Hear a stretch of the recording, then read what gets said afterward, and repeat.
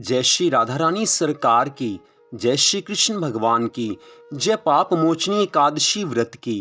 मंदिर श्री बंसी वाले महात्मा यूट्यूब चैनल की ओर से हम आप सभी भक्तों का हार्दिक अभिनंदन करते हैं। आज हम आपको सुनाने जा रहे हैं चैत्र मास के कृष्ण पक्ष की पाप मोचनी एकादशी के व्रत की कथा। तो सबसे पहली बात तो ये है कि इस वर्ष 2023 में चैत्र मास के कृष्ण पक्ष की पाप मोचनी एकादशी का व्रत 18 मार्च 2023 दिन शनिवार को है। तो अब पाप मोचनी एकादशी के व्रत की कथा को हम आपको सुनाने जा रहे हैं, जो कि इस प्रकार है। बोल श्री राधा कृष्ण भगवान की जय। बोल पाप मोचनी एकादशी व्रत की जय। धर्मराज युधिष्ठिर भगवान श्री कृष्ण जी से कहने लगे हैं कि हे प्रभु, हे भगवान, अब आप कृपा करके चैत्र मास के कृष्ण पक्ष की एकादशी की कथा को सुनाने की कृपा कीजिए।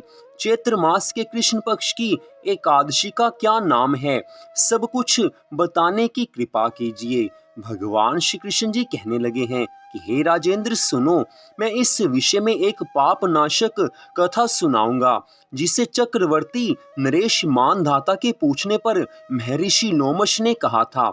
मानधाता कहने लगे हैं कि हे भगवान, मैं लोगों के हित की इच्छा से ये सुनना चाहता हूँ कि चैत्र मास के कृष्ण पक्ष में किस नाम की एकादशी होती है, उसकी क्या विधि है तथा उससे किस फल की प्राप्ति होती है। कृपा करके ये सब बातें बताइए। लोमश ऋषि जी महाराज कहने लगे हैं कि हे राजन, पूर्व काल की बात है, अप्सराओं से सेवित चैत्र रथ नामक वन में, जहां गंधर्वों की कन्याएं अपने किंकरों के साथ बाजे बजाती हुई विहार करती हैं, मंजू घोषा नामक अप्सरा मुनिवर मेधावी को मोहित करने के लिए गई है। वे महर्षि उसी वन में रहकर ब्रह्मचार्य का पालन करते थे।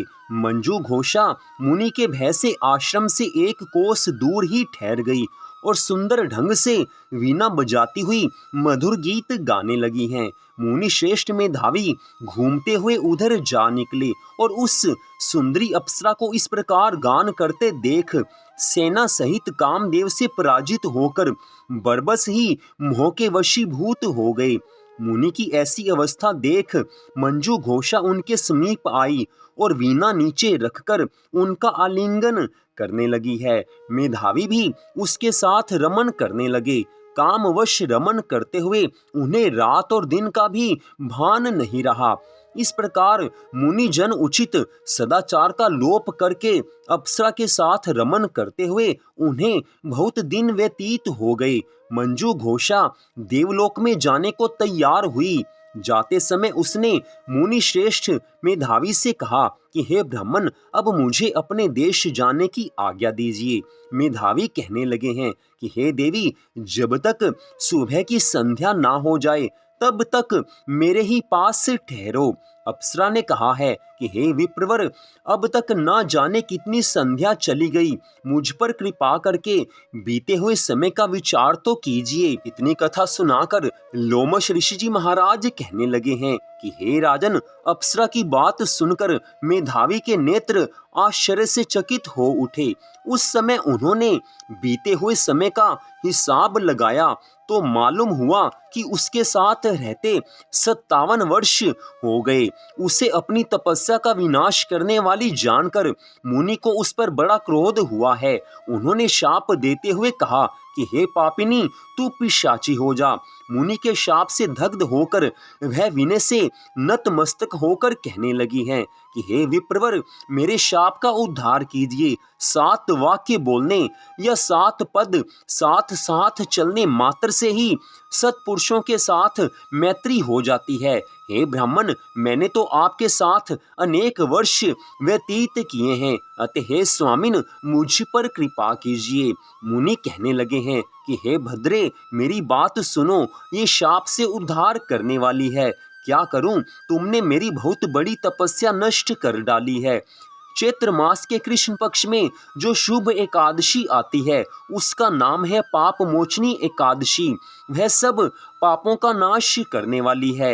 हे सुंदरी, पाप मोचनी एकादशी का व्रत करने पर तुम्हारी पिशाचता अवश्य दूर हो जाएगी। ऐसा कहकर मेधावी ऋषि अपने पिता मुनिवर च्यवन के आश्रम पर गए हैं। उन्हें आया देख च्यवन ने पूछा है कि हे पुत्र, यह क्या किया? तुमने तो अपने पुण्य का नाश कर डाला। मेधावी कहने लगे हैं कि हे पिताजी, मैंने अप्सरा के साथ रमन करने का पाप किया है।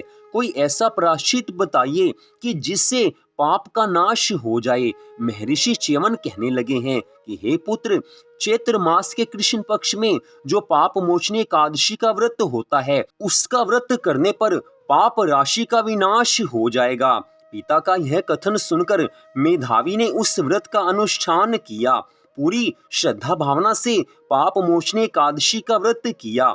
इससे उनका पाप नष्ट हो गया और वे पुनः तपस्या से परिपूर्ण हो गए। इसी प्रकार मंजू घोषा ने भी इस उत्तम व्रत का पालन किया।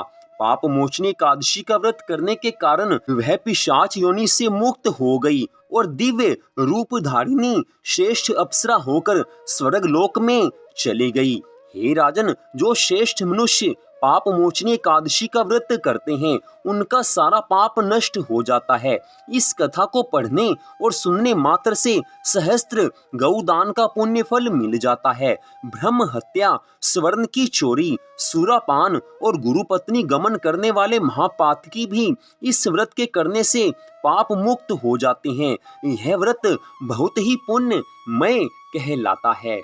इतनी कथा सुनाकर भगवान श्री कृष्ण जी धर्मराज युधिष्ठिर से कहने लगे हैं कि हे राजन, इस प्रकार जो मनुष्य पाप मोचनी एकादशी का व्रत करते हैं, पूरी श्रद्धा भावना से भगवान में मन को लगाते हुए इस पाप मोचनी एकादशी का व्रत रखते हैं, उन पर सदा भगवान की कृपा बनी रहती है। उन भक्तों से मैं सदैव प्रसन्न रहता हूँ। इस कारण मनुष्य जीवन प्राप्त करके एकादशी का व्रत करना ही चाहिए। और पाप मोचनी एकादशी तो सब पापों का नाश करने वाली है, इसलिए पाप मोचनी एकादशी का व्रत अवश्य करना चाहिए।